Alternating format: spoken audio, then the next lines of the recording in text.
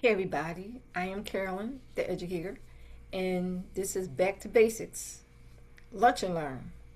And today's Back to Basics Lunch and Learn is Anatomy and Physiology. This is a short review. So I'm going to take me out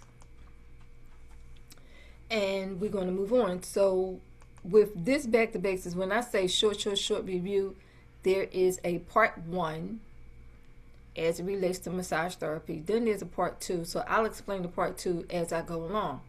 The first system we're going to go over is the integumentary system. I'm going to give you the primary function, but I'm also going to give you in part one the massage connection that goes with it. So in part one, integumentary system primary function protects the body, sensation and temperature regulation. And the connection to the massage therapy is this. The skin is the therapist, our first point of contact. What do? We observe the skin integrity. We check the temperature of the skin. We're looking at the color. We're checking to see if there's any wounds, any rashes, any bruises, if you see any kind of swelling, and any other findings that will make a decision on the treatment that you're doing with your client. So we're going to move on to the next one, skeletal system. Primary function is support, protection, mineral storage, movement, framework, skeletal system. Now, connection to massage therapy. The skeletal system provides landmarks for us to palpate and determines joint structure. We check the alignment, we check the posture, and if available, to see if the client has any or if they are doing any type of body compensations. We're going to check for that. Next one is the muscular system. I'm going through this real fast because this is just a review and I'm only doing this for 30 minutes because that's what I have. Muscular system primary function, movement, posture, joint stability, heat production.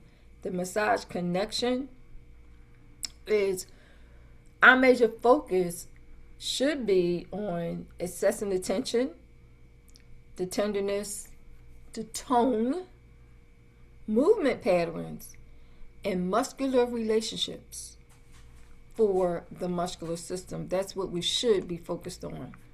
Next is my favorite primary function is communication.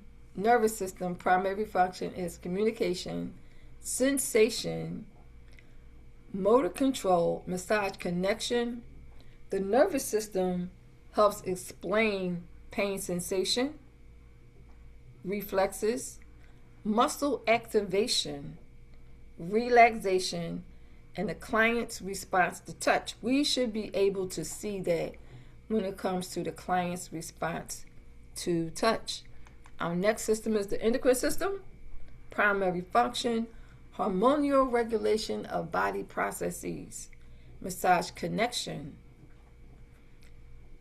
The massage connection is we are consulting, look for the right words here, consulting, if there is any medical conditions involving hormones that can affect the client's energy, metabolism, the tissue health, and a client's overall presentation. And that happens in consultation, intake consultation. Our next system is cardiovascular. Primary function, of course, circulate blood, oxygen and nutrients and waste products. Our massage connection, relevant cardiovascular system, circulatory system, relevant when considering circulation, cardiovascular conditions, checking for any type of chronic diseases or anything that has to do with the heart, medications, swelling, blood clot risk, and massage precautions. Now, if your client is on any type of heart medication, you should be getting communication with their primary care physician. You want to ask about the medication. You can ask the client about the medications. You also want to know, because this client is on heart medication, is there any precautions? Is there any contraindications based on the medication that the person is taking? And check with the PCP if there's any blood clot risks. If there is, what is the massage considerations? Or the person may not be a candidate for receiving massage therapy based on the medication. Next is the lymphatic and immune system, primary function, fluid balance, and immune system defense. Massage connection. This is especially relevant to edema, lymphatic conditions, meaning did they have any type of surgeries, lymph node removal surgeries, and if the person has been trained in manual lymphatic drainage practice. That is important so that you know what you're doing. Our next system is the respiratory system. Primary function, oxygen and carbon dioxide exchange and acid-base regulation. Connection to massage therapy. Breathing affects our relaxation. Movement of our rib cage and diaphragm and position when we inhale as well as when we exhale. Take a deep breath in, take a deep breath out. Any abnormal respiratory systems can also be important safety observations. You might want to check with this person PCP. Alrighty. Our next system is digestive system. Primary function, digestion and nutrient absorption, massage therapy connection. Digestive conditions is primary concern. Abdominal surgeries, if they had them. Any type of discomfort and positioning that may influence the massage session. You want to know if they have some type of discomfort in their abdominals, or they had abdominal surgery, or they had another chronic illness that reflects on the abdominals. You want to inquire about that, such as a mass on the kidneys. All right, so our next system is the urinary system, which is almost the last system. Our primary function here filters blood and regulates fluid and electrolyte balance. Our massage connection, kidney disease, which I just mentioned. Kidney disease and fluid balance problems that may affect swelling, fatigue, and treatment. These considerations can require a medical clearance. So you may want to check with this person PCP if they have kidney disease. And if they have kidney disease, you want to know what stage of kidney disease they're in. Are they on dialysis? Those are some of the questions and things that you need to know for a person who may have kidney disease. Kidney disease range from CKD1 through CKD4. All right? Last system, primary function, to reproduce and hormone production. Connection to massage therapy. This is relevant to pregnancy massage, postpartum care, pelvic and abdominal surgery, and appropriate positioning, and contraindications if there is any contraindications. All right, so this concludes part 1. I think I have 3 parts. I'm not sure. I know I got 2. I don't know if I counted the last part as part of 2 or created a part 3. But anyway, we're moving on. Part 2, everybody.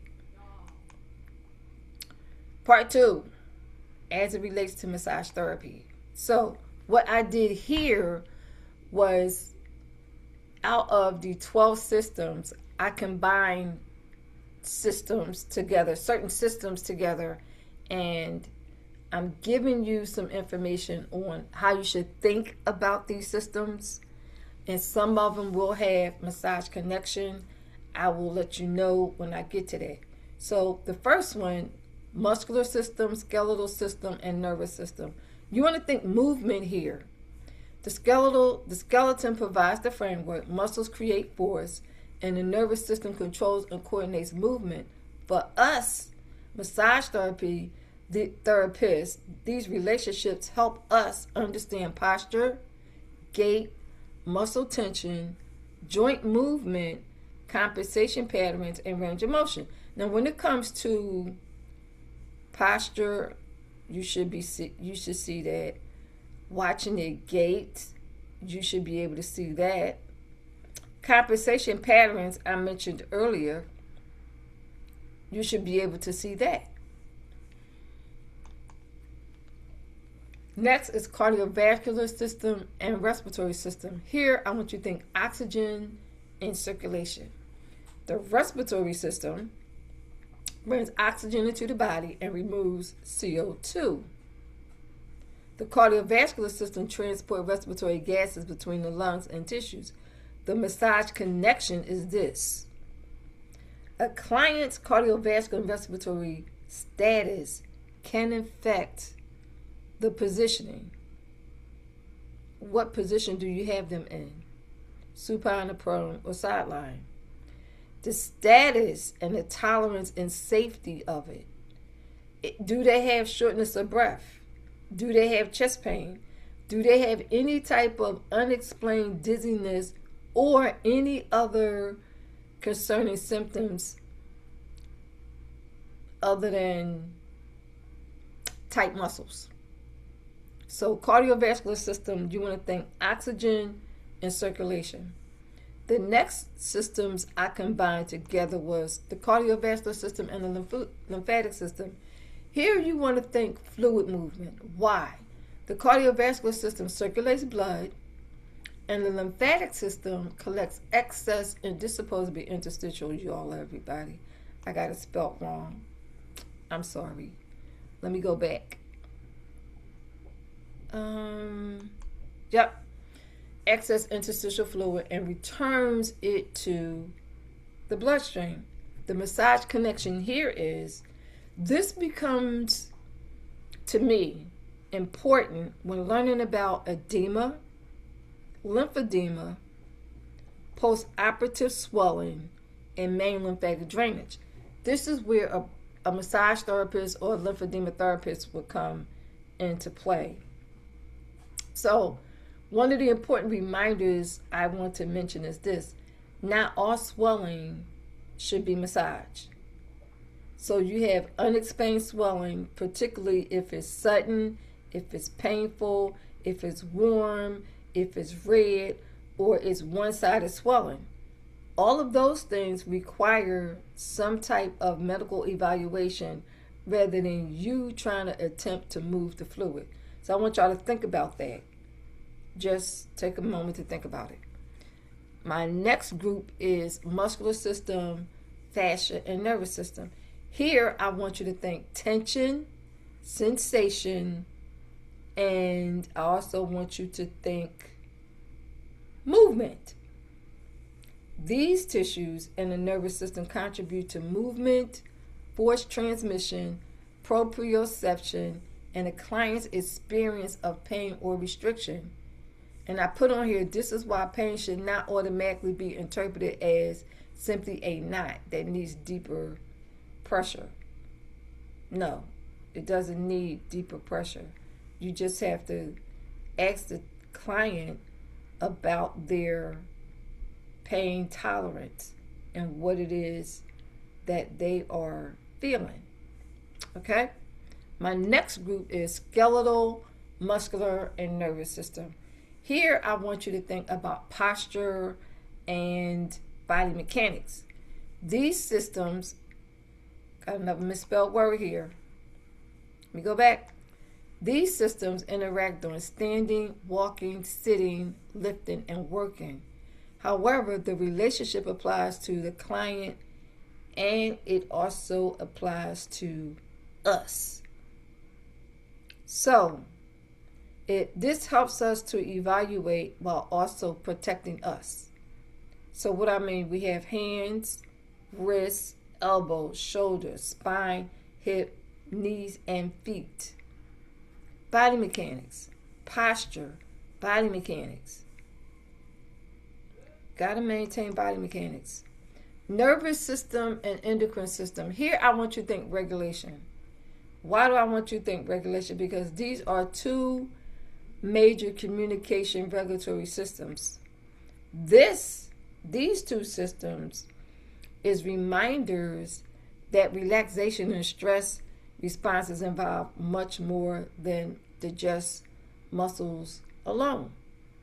So I know some massage therapists believe massage removes cortisol. Instead of thinking massage removes cortisol, I want you to understand how the body responses to touch and relaxation involve. The nervous system is complex. So I'm going to say involve complex neurological, hormonal, and behavioral responses. Now, there's a part 3, I think, but it's homeostasis. So we're almost at the end. Here, we putting all this stuff together, all of the 12 systems. The body's regulation of its internal environment, homeostasis. We as massage therapists don't massage isolated muscles. We work with a whole person whose body systems are interconnected. So for your AP knowledge, try thinking about muscular system. Is it vascular? Is it lymphatic? Is it neurological? Is there an injury? Is the person on medication? And if so, is the medication contraindicated for any type of body work or massage therapy? Is the condition systemic? Is it within my scope of practice to touch this person if they may be contraindicated, or do I need to refer them out? This is where anatomy and physiology becomes patient safety rather than information memorized for licensing and examinations. I had to put that in there. This concludes the Back to Basics Lunch and Learn on review of anatomy and physiology. So let me do this. So I want to take the time out to say to everybody, thank you for tuning in to the Lunch and Learns. The Lunch and Learns is on Wednesdays, and the deep dives is on Fridays. If you got some value out of this, just share it, take a listen, take some notes, because I gave you the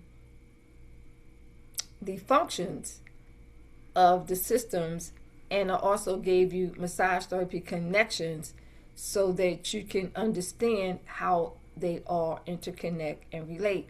So I'm going to say this. Sometimes we have to go back to the basics, because sometimes massage therapists forget what they learned in foundation massage therapy school. So this was just an overview of the 12 systems, but as they relate to massage therapy. So take care, everybody. I will see y'all on the next Lunch and Learn. Take care. Bye-bye.